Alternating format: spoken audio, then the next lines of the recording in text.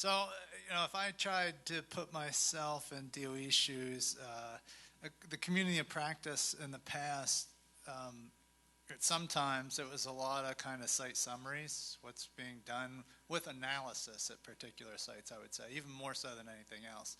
So I think the kind of shift in a more broad perspective with some focus on particular areas will help achieve the goals that you want to try to achieve, which is to accelerate cleanup and decision and lower costs, that sort of thing.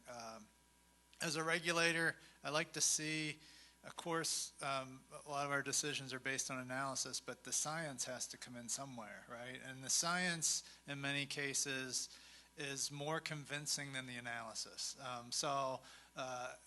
For DOE, that's so huge and has so many different types of problems, maybe the community of practice could help foster that integration of the science with the analysis more, because the analysis sometimes happens off on the side, and the science is happening over here. And gee, if the scientist was talking to the analyst, especially early in the process, the scientists are bright guys and can, maybe they change the direction of what they're doing and can develop something that is more implementable, or certainly, as like Paul Black had mentioned, there's 4 or 5 things that drive particular decisions. Well, you want the science being done on those 4 or 5 things, right? And I realize, I work with a lot of people that do science and they like their particular thing, and even at NRC, we sponsor research, and the research scientists like to work on their particular things. And I work in a office that we license and review things, and we'll say, we really need this.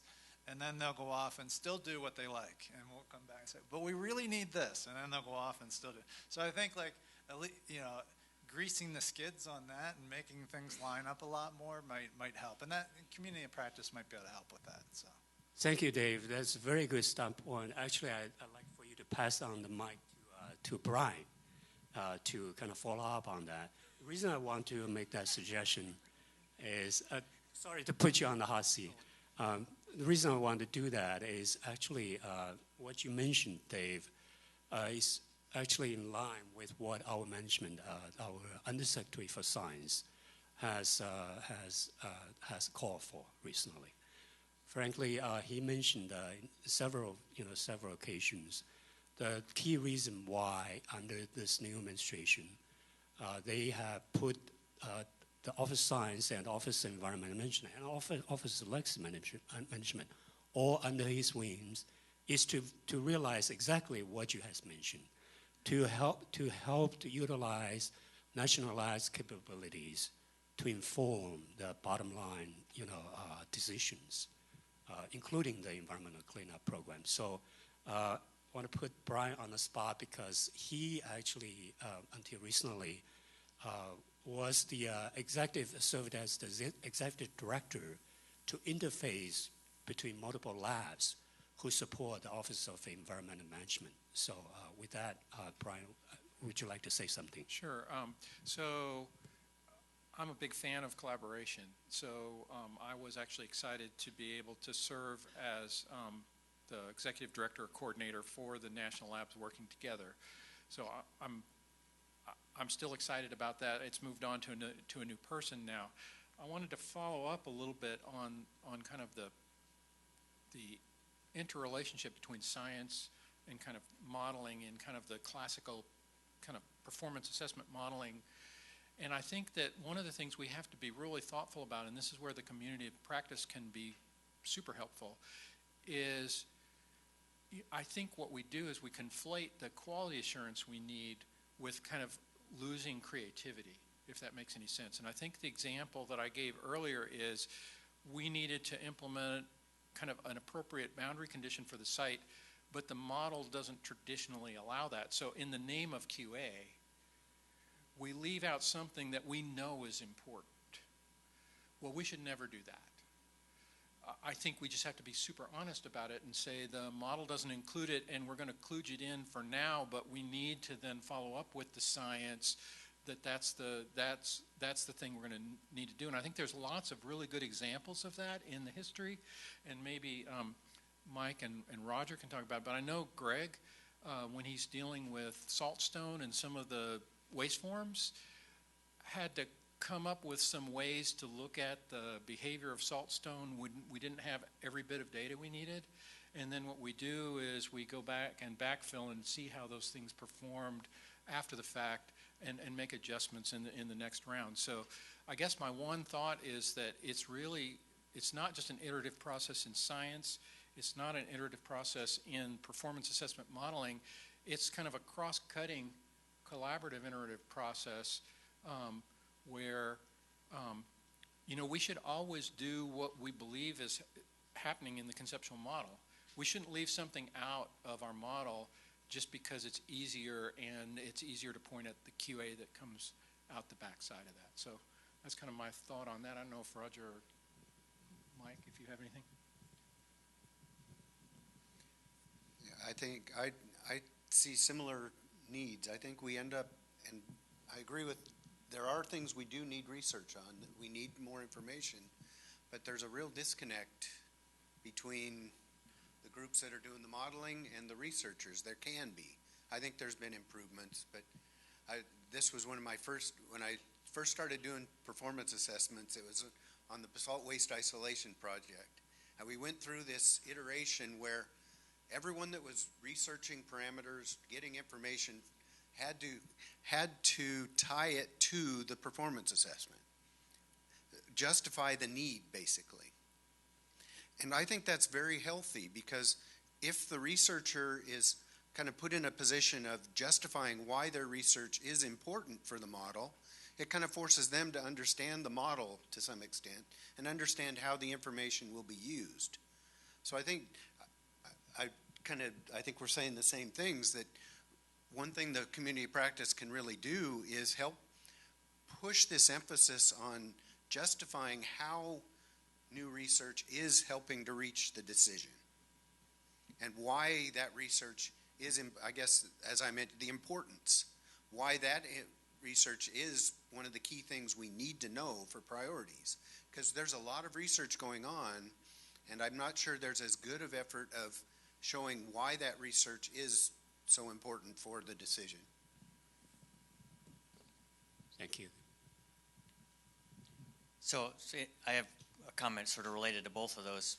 The initial question about, what do we look at, and then also this idea of the scientific relation to that. And I think you heard in a lot of the talks this morning the idea of how you focus on the problem at hand. So I tried to talk about that. I know Roger's discussion about uncertainty, focusing, Brian talking about focusing on geochemical zones, what they can do. It's this idea of identifying what those key factors are going to be. And there is a challenge with that because it varies among sites, but I think there are some core elements that we can work on to try and lend that focus toward where we need to have our research bend toward. And I think we are, as a community, evolving to where we can start to make some of those advances to where we say, yes, these are definitely things that we have to focus on in order to accelerate our cleanup. So what are those impediments? What are the challenges, and how do we get at those? And that, I think, is something that we're ready to do. And I think we've started, and you've seen it in some of these discussions. So how do we carry that forward? What are those next steps that need to be done? Let me just play off on that. I think one of the things, having worked across the country, what we find is that there are a lot of universals. There are a lot of things that are cross-cutting, and that they're seen at every site, at most all sites. And I think identifying those is important. I think what we need to be really careful about is, I think that can quickly turn into a pretense of, let's just identify these universal truths, and then we'll only use those universal truths as the development for our flowcharts. Because what we often find is that the really cool, innovative solution is a very local, site-specific solution that grows out of something really unique. The fact that in the western U.S., ET is important. It's not important at all in the eastern U.S., okay? Something that can be good at one site. So ET is really good at Tuba City. it's really horrible at Riverton that floods every year.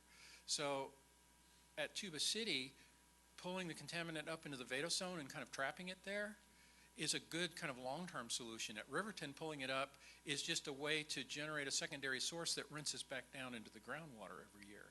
So something that's really good at one site can be really bad at another site.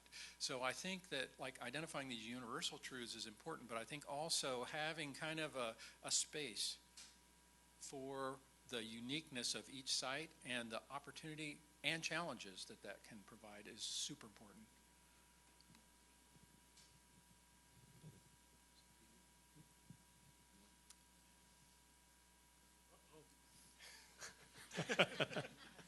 Nuts. Yeah, I bet. So, well, let me bring up a little different topic.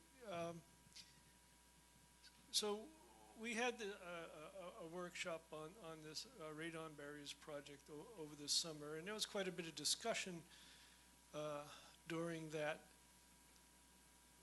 kind of focusing on the idea that, well, moisture in a barrier can really, a lot of moisture can reduce your radon fluxes. That's good. If, on the other hand, you have a lot of moisture, then you have the risk of transmitting water to the tailings and contaminating the groundwater. And our data suggests even that the presence of moisture is actually degrading, to some extent, your hydraulic conductivity. So that means there's a trade-off between having moisture or not, and radon flux or groundwater contamination. So that kind of led to the discussion of, well, a lot of these sites are pretty remote. Some of them don't actually generate all that much radon. Maybe we should not be worrying about them from both points of view. Maybe what we want to do is kind of a risk assessment of these things. Are we worried about radon? Are we worried about groundwater? Both? Neither? Let's divide these sites up into bins like that and focus on ones that present the greatest risk for each, and then begin to think about how we would adapt that cover, if necessary, to give us optimal protection. I mean, if you're not worried about radon, why build a cover and maintain it such that, it's optimal for preventing radon, when, in fact, what you may be doing is degrading groundwater. So some kind of that's a simple case because it's sort of binary, but doing some, at least for a case like this, these sites, maybe you could do a risk assessment, simple parsing that would then let you focus on the real risk as opposed to the regulatory requirement, 20 picocuries. It may not matter. So maybe there are simple cases in the EM world that, and it's probably been done, where that kind of approach would be more useful. I don't know enough about EM's difficulties to speak to that. Yeah, thank you, Mike, Mark. So that brings back to the genesis for this high-level waste definition. It really ties back to what this group has been discussing for quite a few years. This is risk-informed decision making that this group has been promoting, and for those kind of sites, as you alluded to, it's maybe requiring some kind of integrated risk assessment that will tie both pathways together, and then by weighing them, in your words, looking at the balance of the risks, and maybe there is a way to pass out what was the driving pathway that need to be weighted a little heavier than the other. But again, tying back to what was discussed earlier, I couldn't agree with you more.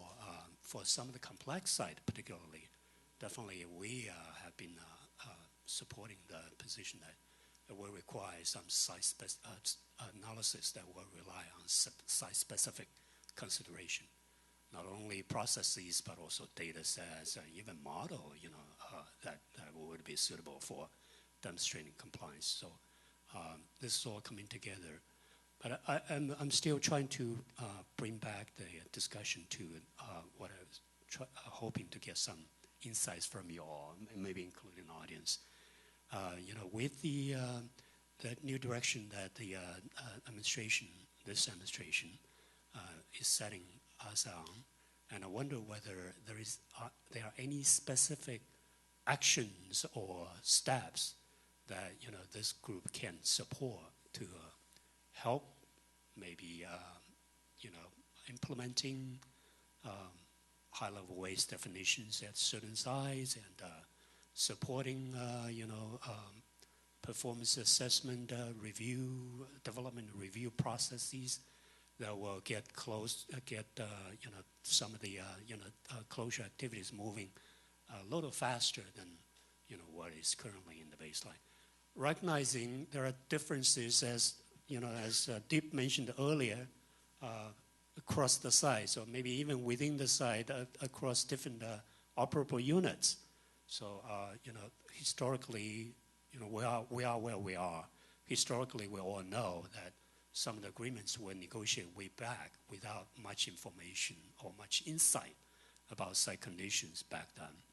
Some of them, frankly, don't make sense nowadays, given what we know and given the technologies we have. So does it make sense to take another look at some of those, agreements, whether we can take a harder, perform some more detailed analysis to come up with different scenarios on how to optimize, whatever amount of resources on the cleanup effort. So that's the challenge I'd like to put, before this group to see whether there are any thoughts and recommendations. So Ming has brought up a couple of things. So I'm going to say the following statements without any value judgments or actually opinions to be communicated. But so we have a new EM1 who is very focused on kind of a action-oriented and moving things toward cleanup.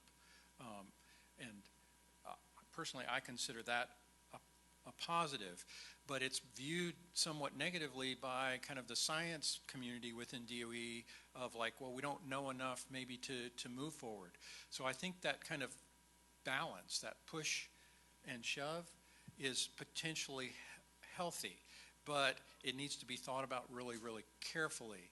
Now, then the definition of high-level waste. This is something where there's been a lot of discussion. I don't have a personal opinion about it, but there's a lot of thought that's gone into it. I'd be super interested to hear what regulators think about kind of that redefinition. But there's a good technical basis for kind of thinking about moving one direction or another, and there are big ramifications on what it means to do that redefinition. Is that part of kind of this practical moving things toward cleanup? How would we go through that process? What would be this is where I think the community of practice can come in, because it ultimately has to be kind of a risk-based process by which you would do such a thing. And it's one that I don't have standing in. So I'd be super interested in hearing what regulators might say. So high-level waste has nothing to do with science in this country. I mean, that's a fair statement that I think anybody can say. For those of us that have to deal with high-level waste, it would be an interesting exercise at the very least to try and make it have something to do with science, and so that we're making decisions based on science. I mean, the decisions we make on high-level waste right now are based on policy, where it goes and what we call high-level waste. So I do think that's a worthy path to go down.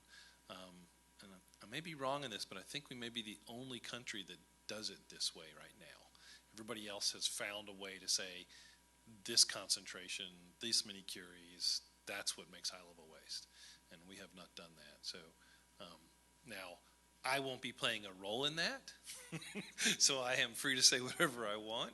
But I do think it would make a lot more sense to try and do that. And you know, the reality is in addition to the science, there's just a lot of politics about, well, if this isn't high-level waste, what does that mean we get to do with it now? And it could save the country billions of dollars. We had a dialogue here, in Augusta a few weeks ago with Mark Gilbertson was there, and this was one of the topics that people are very interested in. And Western states are very interested because, you know, right now we all think all high-level waste should go there, but nobody out there wants it there. So, you know, all these things will come into play, but I would love to see an attempt by the agencies that are involved in that to try and make it a science-based decision and not just a policy-based decision.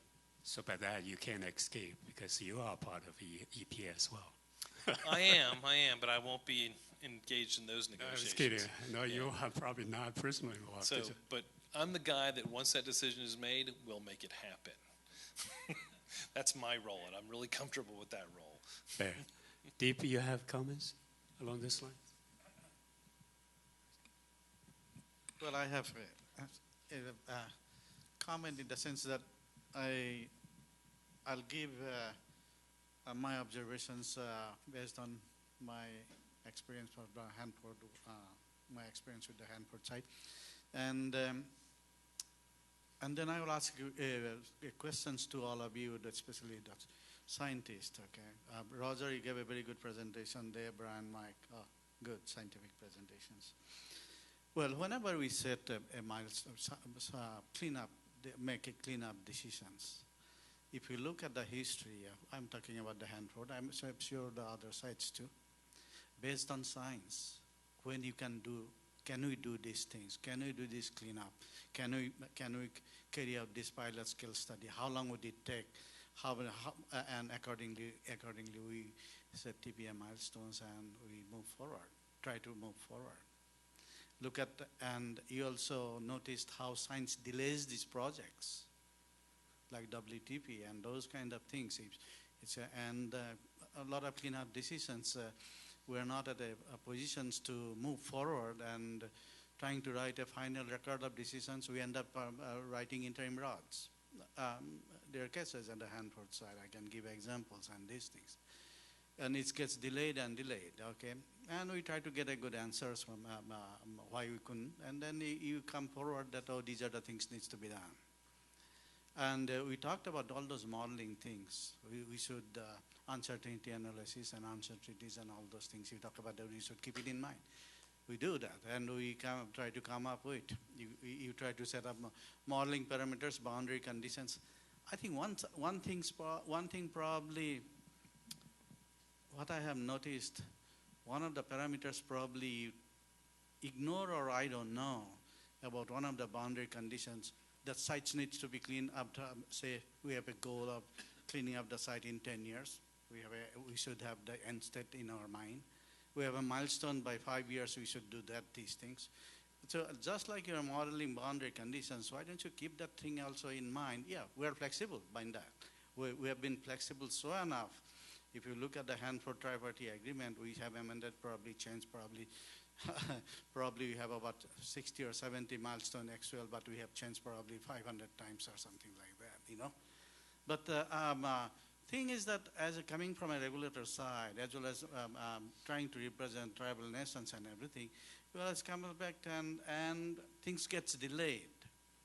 Not because of this, okay, funding and all those issues, but a lot of the cases it happens due to the scientific lack of scientific knowledge, and we fully understand.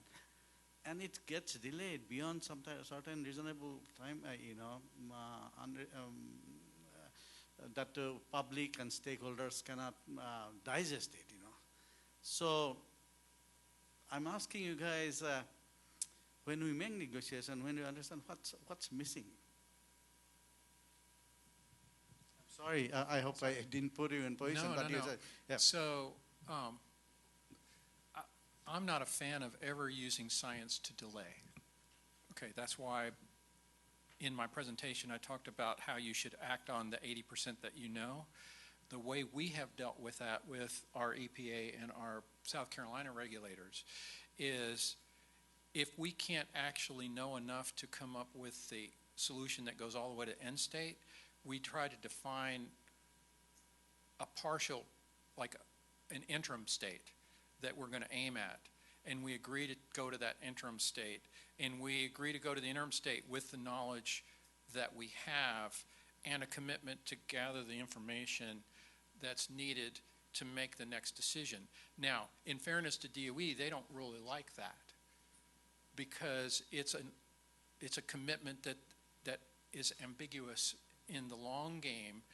So with like a big facility, it's hard to make a decision like that because you're putting so much money into the facility. I think vitrification plant is a good example of that. Whereas with a groundwater remediation, that's a kind of step that can be taken much more easily because, you know, you start a pump and treat, you run it for a few years, it's a little bit expensive, but like it's not billions of dollars of commitment. So once again, I'm not a fan of ever using science to be a delay. I think science should be a tool for good and to allow us to move forward. So I'm all with Ann on using science to kind of move things forward. But you know, I think there's several good examples at Savannah River, and the very first one started, I wrote the permit for the M area back in 1983. And it was great because in 1983, no one knew anything. And we all knew we didn't know anything. And so it was a great permit because basically the state didn't know anything, EPA didn't know anything, and we didn't know anything. So we wrote a permit that said, we don't know anything.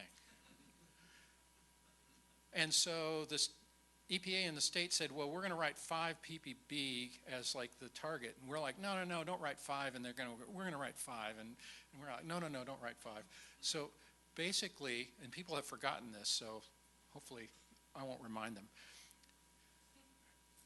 So we wrote 5.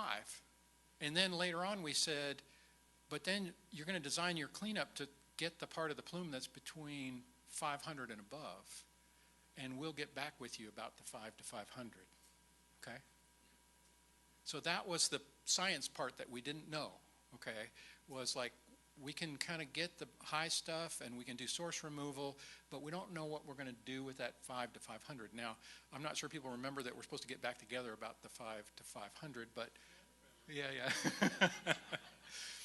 But, you know, unfortunately what happened shortly thereafter, and by the time we were doing the F&H area permit, everybody thought, oh man, we're so smart now and we've like written all the cookbooks, and so like we'll just like basically write it down and it like says everything that needs to be done and we'll all act like we know how the remediation is going to work. And this is the environment. And you do the best you can and you make step-by-step progress and you set interim goals and you meet those goals and then you set the next goals. And that's how we make progress here at Savannah River. If we held ourselves to like trying to understand and like believe that we understood it and that we knew all the science to start off with before we started, we wouldn't start. See, that's the problem. You can't ever use science as an excuse for not starting. We all need to start and then move it forward. So, Deb, I'm going to say something that's probably very similar to what you were saying, but a little different. And it's almost the opposite of what Brian just said.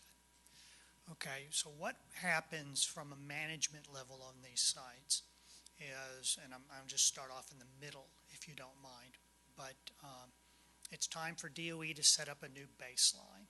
So they propose their baseline, and the regulators sit around, and we agree, well, we'll go with your baseline. It's not like we really get a lot of say because the baseline is driven by funding. That's the reality.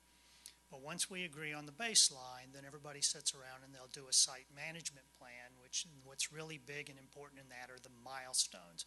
What things are you going to get and when are you going to get them? Those are driven by the CERCLA process, so everybody wants to know when are you going to get your RI done, and then when are we going to get to ROD. That's what's really important. This is the management to the background. So today we're sitting here and we're talking about, what we should have as adaptive strategies and, maybe do a bunch of interim actions and do something that's really dynamic, and we'll look at our science, so we'll collect our data, then we'll look at the analysis, and then we'll decide, okay, is their prediction right? Do we need to collect more data? And we'll just keep going back and forth like this. In a room full of scientists, this makes absolute sense. But the reality is, from the regulator's point of view, what constitutes success, because they're not in the field digging with the shovels, is getting those milestones. And what you see on virtually all the sites, you're not getting the milestones that people are agreeing to. Also, from DOE's perspective, and this is totally fair, I think, you've got to pay. They've got to reach in their back pocket and pull out the wallet and pay the bills. So a lot of times it's easier to say, okay, we're going to agree to this action and we're going to sign up to it in a rod, but what we want is we want a once and for all solves the problem action, and we don't want to look back at it. But as we know, sitting here talking, that's almost invariably going to be a failure. And if we contributed anything back to DOE and to EPA and to the states, is some way to get out of this process where the management in the background doesn't really reflect what needs to happen in the science, and there is very little flexibility. So I hope, Dib, that I didn't modify what you were saying too much, but. Yeah, go ahead. So I'm sitting in the middle, so I'm going to make a comment between those two. And this issue is what the EPA Superfund Task Force on Adaptive Site Management is about, is, okay, we think this makes sense in how to do this. How do we implement this administratively? And so they're looking at pilot programs and trying to figure that out. And it is a very difficult question, because I agree, you don't want to delay, but if you take an interim step, you're not getting to some place that you can say, okay, I'm done and I don't have to look backwards. And you certainly don't want to get into the trial and error mode, which is a cost sink. So it's a very difficult situation, but I think the community is now talking about that openly, and I think that's a good thing. So. Yeah, I had something I wanted to say as a South Carolina DHEC back. Just hold it closer to you. As a regulator, back in 2008 in April, we had the MCU that we approved to start operation. When it started operation, it was our understanding it would only operate for 3 years. And after 3 years, SWPF was going to come online. Well, it's now 10 and a half years later, and SWPF is still not online. And that's where most people, as a regulator, get caught in a bind. We want you to meet the milestones. But in fairness to DOE and SRR, during that period of time, the MCU was supposed to have a decontamination factor of 12. And the original solvent they used, they were averaging a DF of 200. So that's a substantial improvement over what we expected to get. And in addition to that, they developed the next generation solvent, and it's got DFs anywhere from 20,000 to 80,000. And it is actually going to do better than what we thought SWPF would do originally. But it can't process at the same processing rate that SWPF can. So, that's the science part of it. We didn't know going in how well that solvent would work and what we would get, but our focus was we'd have answers and start operating at 6 million gallons a year in 3 years' time, and now 10 and a half years later, and I'm sure part of that is appropriations and all, but we're still stuck with trying to achieve our goal of 9 million gallons a year and a DF in the millions. So it's a mixed bag, but as a regulator, I've got to try to get you to meet milestones, because that's what I'm trying to defend. So the adaptive management piece of it, and I'll just say, as an EPA regulator, first off, I like to use every tool that's available to me through CERCLA, And, if I was running a RCRA program, I'd be the same way. I think Barry is a really good example of how South Carolina tends to think about things. Yes, we have this milestone that you will build the salt waste processing facility, and it will handle millions of gallons of salt waste. But in the meantime, you're going to build this interim. And I remember when we first put that together, it was an interim facility. And not only are you going to build it and run it, you're going to get better at it, and you're going to keep being innovative, which DOE and their contractors did a good job of on that facility, and it's going to get better over time. So SRS has a pretty good record, in at least in EPA and DHEC's opinion right now, that they have emptied a number of their high-level waste tanks and grouted them up. And that has really been because of the systems that they have built and what they have done without their giant multi-billion-dollar facility that will be wonderful one day, we hope. And so I'm a really big fan of doing things like treatability studies that go after source areas that you can do within RCRA and CERCLA. I'm a big fan of doing interim rods and early action rods that only go after a piece of what you've got. If you've ever looked at, our guidance for monitored natural attenuation, for instance, it talks about trying to destroy the source, knowing that you're not going to be able to get to that giant dilute plume for a long time. It's going to, no matter what we do, whether we go with M&A or pump and treat or something else, it's going to take us a long time to get those bigger pieces. But if you can destroy the source or do some type of source action, you're going to have a big impact on that plume in the long run. So I'm a big fan, and we have used it at Savannah River Site to a great extent where we do interim rods, and we say, this is our milestone to get to this interim spot. Yes, we have a milestone in 2048 to get to a final spot, but in 2019, I need this done. So I'm a big fan of that. I think the adaptive management from the Superfund group is kind of thinking about that and wants to use those tools. DOE is the lead agency on their sites where they are MPL sites, and you are the permit holder where you have a RCRA site. You certainly can do those things. You can propose shorter interim actions that start getting at the problem and break it up into pieces. At least in the time that I've been working with Department of Defense and Department of Energy, I have seen giant projects never come to full fruition. I've never seen one come to full fruition in 30 years of doing this. And that's a short period of time compared to the half-life of many of the things we're trying to clean up. Right. But I've seen many, many projects that had shorter milestones that were pieces of them get completed and make a big impact.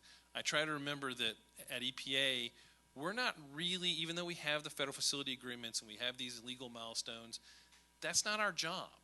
Our job is to protect human health and the environment. And the best way we can do that is try and get as much contamination out of the environment as possible, as quickly as possible. So if I can do little pieces that eventually build up to a big piece, so that the day I retire and put my feet up on a beach, I don't have to worry about the radiation drifting over me from Savannah River Site, I'm a much happier person. Thank you, Rob, for that input. On the other hand, though, I would also argue, kind of echoing what my management has been recently advocating, there are different approaches that can get to the same kind of end goal. And the management has stated that, their new job is not to manage the contractors, but the contractor. And there has been, as you are all aware, discussions of, implementing the so-called end-state contract that will give the contractors a lot more flexibility on choosing, the approach that they can do, and maybe including some of the, interim actions that you are advocating, but also with the end goal in mind. So, given the time constraint, let's actually open up with the audience here in the next few minutes. Any folks have any input about the topic that we just mentioned? I have a question. Yeah, quick one, please.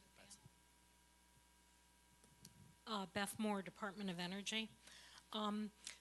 I've been managing and working with the National Academies that's recently toured the DOE sites, and they're doing an independent review of the Technology Development Program for EM.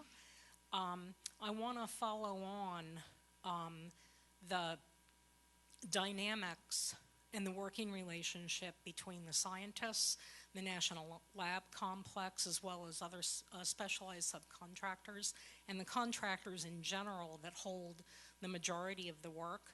And I'm interested in knowing from all of you folks what you think about the need for a technology development program within Department of Energy, and the challenges, and what you think the interface between the labs and the contractors might be in the future in terms of your expertise. Let me actually intervene here. That might be too big a question for this panel here. Maybe a little bit out of scope for this for this discussion. In the interest of time, I'd rather not dwell on this point for the time, if that's okay with you. But I would encourage you guys to have offline discussions involving the National Lab representatives. Okay. Back on the topic. Any other comments or questions? If not, thank you very much for this session. Let's give them a round of applause.